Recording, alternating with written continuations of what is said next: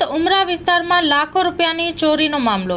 ઉમરા પોલીસને મળી સફળતા. ફોર સીઝન બિલ્ડિંગના 9મા માળે ચોરી કરનાર નોકર બિહારથી ઝડપી પાડ્યો છે. દેવેન્દ્ર રાયની પોલીસે ધરપકડ કરી છે. બીજા 2 સાથીદારોની પણ ધરપકડ કરવામાં આવી છે. આરોપી પાસેથી સોના ચાંદીના દાગીના, રોકડ રકમ મળીને કુલ 72 લાખનો મુદ્દામાલ કબજે કરાયો છે. Story report by Satish Kumbhani, साथे कैमरामैन चिराग राजकोर। सूरत सिटी के उमरा पुलिस स्टेशन विस्तार में एक 4 सीजन अपार्टमेंट है। वहाँ से सुबह इन्फॉर्मेशन मिली 11 बजे के आसपास कि उनके घर का जो नौकर है वो घर में चोरी करके चला गया है। घर वालों ने अंदर वेरिफिकेशन किया, उनको एकदम सटीक आइडिया नहीं था, पर उन्होंने अनुमान के साथ में जितनी घर में ज्वेलरी और कैश पड़ा था उसके हिसाब से अनुमान लगाया कि 20 लाख रुपए के आसपास हमारे पास कैश था और सोना चांदी के दागिना थे वो 20,57,400 रुपये के थे। तो ऐसे कुल मिला के 40,57,400 रुपये का चोरी करके नौकर चला गया है। ये इन्फॉर्मेशन उन्होंने चोरी करने के 10 मिनट के बाद में ही पुलिस स्टेशन में दे दी।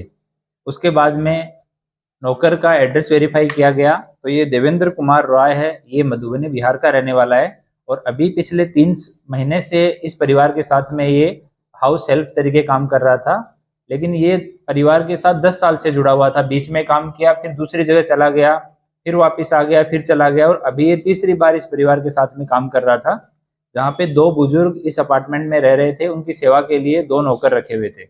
दूसरे नौकर को भी पूछताछ किया हमने, तो उसने बताया कि जब वो वहीं से उसने बैग लिया, उसमें सारा सामान भरा और जब वो निकल रहा था तो दूसरे नौकर को भी बोला कि तुम भी मेरे साथ चलो, पर दूसरे नौकर ने जाने से मना कर दिया और उसने तुरंत अपने मकान मालिक को फ़ोन करके जान भी की इसकी कि इस तरह से ये चोरी करके भाग गया है। उसके बाद हमने तुरंत कई सारी टीमें बनाई। एक टीम हमने सीधी मधुबनी भेजी जो कि नेपाल के बॉर्डर पे है, क्योंकि नेपाल बॉर्डर पे जितने भी बिहार के गांव हैं उनका नेपाल के अंदर रिश्ते भी हैं और उनकी आवाजाही रहती है, तो नेपाल भाग जाने का डर था, इसलिए एक टीम को वहाँ हमने मधुबनी में रखा, दूसरी टीम को पटना में रखा, क्योंकि यहाँ से अगर ट्रेन से, फ्लाइट से, बस से कैसे भी जाएगा तो पटना बीच में एक बड़ा स्टेशन आएगा, तो पटना में एक टीम को होल्ड करवाया। तीसरी टीम हमने वाराणसी में फ्लाइट से भेजी, तो वो वाराणसी में बीच में थी। और चौथी टीम हमने बाई रोड भेजी थी जो इंदौर तक उसको ट्रैक करते करते इंदौर में पहुंच गई थी और वो उसको इंदौर में ही हमने होल्ड करवाया था।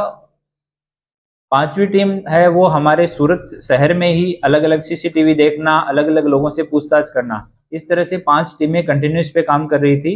और हमारी क्राइम ब्रांच की टीम और लोकल LCB और D स्टाफ की टीम, ये सारे टेक्निकल सर्विलेंस इस सब काम में लगे हुए थे और कंटिन्यू ये 5 टीम को अपना इनपुट दे रहे थे। तो बाद में ये सब काम चल रहा था कंटिन्यू 2 दिन तक। तो हमारे उमरा पुलिस स्टेशन के हेड कांस्टेबल अमित भाई, भूपत भाई, हेड कांस्टेबल नितेश भाई, जगसी भाई और पुलिस कांस्टेबल शुभम भाई, रमेश भाई, ये तीनों पलसाना और उसके आसपास के जितने भी ट्रैवल्स वाले चलते हैं उनके वेरिफिकेशन के लिए उधर घूम रहे थे, CCTV फुटेज देख रहे थे। तो वहाँ उनको इन्फॉर्मेशन मिली कि एक बस में ये लोग यहाँ से बैठ के गए हैं और वो बस MP तक, रीवा तक जाने वाली है।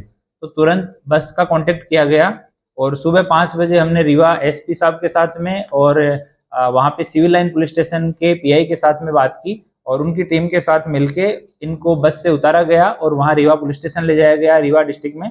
वहाँ पे सामान वेरीफाई किया गया तो कैश जो है वो कम मिला, बाकी जो ज्वेलरी है वो वीडियो उन्होंने बना के भेजा, तो हमने परिवार के साथ वेरीफाई किया तो ज्वेलरी पूरा था, लेकिन कैश 2 लाख से कुछ ज़्यादा, उतना ही कैश उस टाइम पे वहाँ पे था। तो हमारी जो वाराणसी की टीम थी उसको वहाँ रीवा पहुँचने के लिए बोला गया, तो सुबह 9, साढ़े 9 बजे तक वो लोग रीवा पहुँच गए और वहाँ बैठ के उन्होंने पूछताछ की।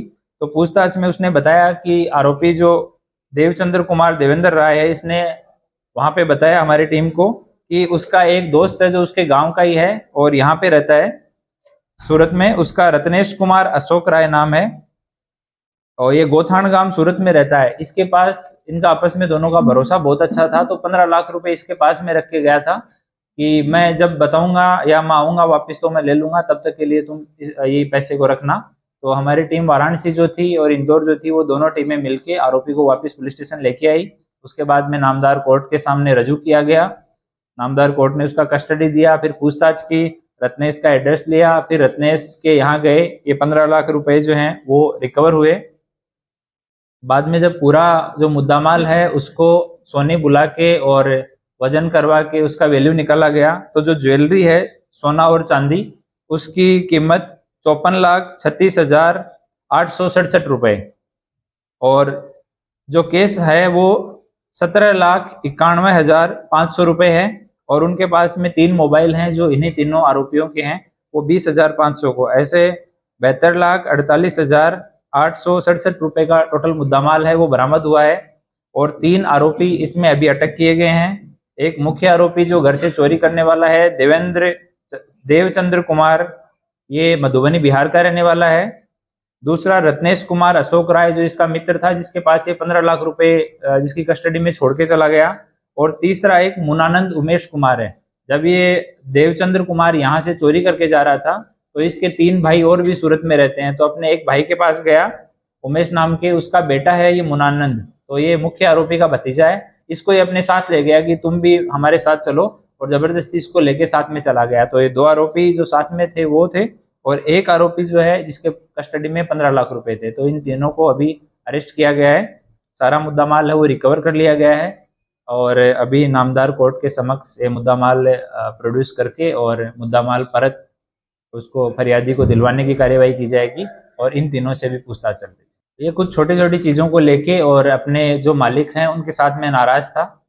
जैसे कि उसको कुछ साड़ी का था कि मुझे साड़ी लाके देनी थी दिवाली पे, वो साड़ी मुझे नहीं लाके दी गई।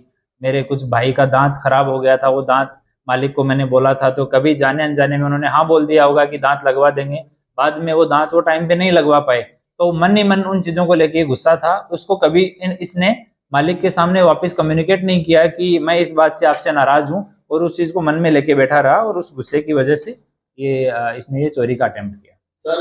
ये लॉकर में नहीं रखे हुए थे, ये रूम में नॉर्मल जो हमारा ड्रॉअर होता है, कपड़ों के ड्रॉअर के नीचे जो नॉर्मल सामान रखने के लिए, उसमें ये सारा केस और सारी ज्वेलरी उसमें रखी हुई थी। तो सभी लोगों से भी निवेदन है कि जितना भी कीमती सामान है वो अपना लॉकर में रखें, और आपके हाउस हेल्प को आपका सामान कहाँ पड़ा है ये सब जानकारी नहीं होनी चाहिए। उसकी मानसिक स्थिति कैसी है ये जानने का हमें प्रयास करना चाहिए कि मन में क्या विचार कर रहा है। और इस घटना में सबसे बड़ा हेल्प मिला फरियादी की तरफ से कि घटना होने के 10 मिनट के बाद ही जैसे उनको पता लगा, उन्होंने तुरंत पुलिस स्टेशन में जान कर दिया। अपने स्तर पर बात करने का, अपने स्तर पर रिकवरी करने का ये जब प्रयास करते हैं तो उसमें फिर जो अपराधी है वो काफ़ी सतर्क हो जाता है, और बाद में चीज़ें रिकवर करने में बहुत मुश्किल होती है। तो तुरंत इन्फॉर्मेशन करने के कारण ये मैटर जो है डिटेक्ट हुआ, और जितना उन्होंने बताया था 40 लाख रुपए का फरियाद था, उससे कहीं वास्तव में ज़्यादा मुद्दामाल था। तो 100% मुद्दामाल इसमें रिकवर किया गया है। और इसमें उमरा पुलिस स्टेशन की टीम, जी डिवीज़न की टीम ने, जोन की टीम ने और क्राइम की टीम ने मिलकर काम किया, और इस केस को डिटेक्ट करने में मध्य प्रदेश के रीवा डिस्ट्रिक्ट की टीम ने भी हमारा सहयोग किया। सूरत सिटी के उमरा पुलिस स्टेशन विस्तार में एक 4 सीजन अपार्टमेंट है, वहाँ से सुबह इन्फॉर्मेशन मिली। કચ્છની પ્રજાનું માનીતું અને કચ્છની પ્રજાના સાથ સહકાર અને પ્રેમથી સાકાર થયેલું એલબી મોલ એટલે કે લુગડા બજાર ફેમિલી શોરૂમ। અમારું address Bhuj branch, Anam ring road, Bhuj, Kutch. Mobile number 8980413537। Mandvi branch, Nandanvan society, Mandvi, Bhuj highway, market યાર્ડની બાજુમાં, માંડવી, કચ્છ। Mobile number 6353695514। નોંધ: રવિવારે આખો દિવસ શોરૂમ ખુલ્લો રહેશે।